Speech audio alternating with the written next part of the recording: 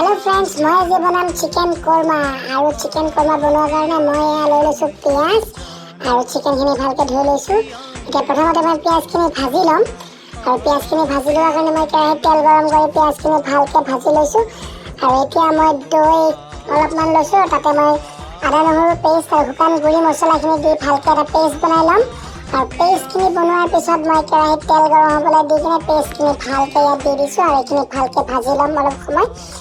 और तार पिछते मैं पियाजर पेस्ट खिनि बनाई लैसो और पियाजर पेस्ट खिनि बनाई लोৱা হৈ গৈছে মই অলৰেডি। और এতিয়া মই ইয়াত মাংসখিনি দি কিনে ভালকে ভাজি লম।